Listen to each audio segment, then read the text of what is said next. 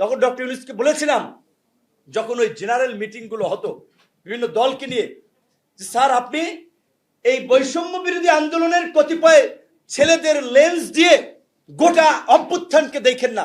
এইখানে ছাত্র শিবির, ছাত্র দল, ছাত্র অধিকার পরিষদ, এরকম অনেক তরুণদের সংগঠন রয়েছে। আপনি বাইরের দেশে যান, বিদেশি তরুণদের সাথে কথা বলেন, ইন্টারঅ্যাকশনাল মূলক প্রোগ্রাম করেন।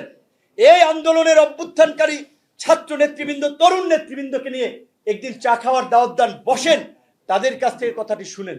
কিন্তু তিনি শুনেন নাই। তো ওই যে সে আওয়ামী লীগের মতোই, মানে এর কথাই বলতে হয়েছে, তিনি আমার কথা রাখলেন না, তিনি রাখলেন ভুট্টু সাহেবের কথা। তো পরিণত ওই সময় যা হয়েছে এইবারই তাই হয়েছে।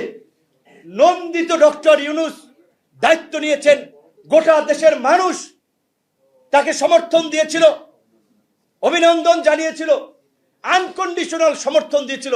আর শেষে কি গাল্লিটা করছে, আর কি মানুষের প্রতিক্রিয়া দেখেছেন তো। নন্দিত থেকে দায়িত্ব নিয়ে দায়িত্ব পালনে নিন্দিত হয়ে বিদায় নিলেন। তিনি যাদের কথা বুঝতে চাইলেন, তারা তো ক্ষমতা পেয়ে ধরাকে সরা জ্ঞান মনে করে পুরো রাষ্ট্রযন্ত্রকে নিয়ে বাল খিল্ল শুরু করে দিয়েছিলেন। মানুষ তাদেরকে ভালো কিছু করাতে চেয়েছিল, কিন্তু তাদের নিয়তে ভুল ছিল, যেই কারণে তাদের প্ল্যান পরিকল্পনা কবুল হয় নাই।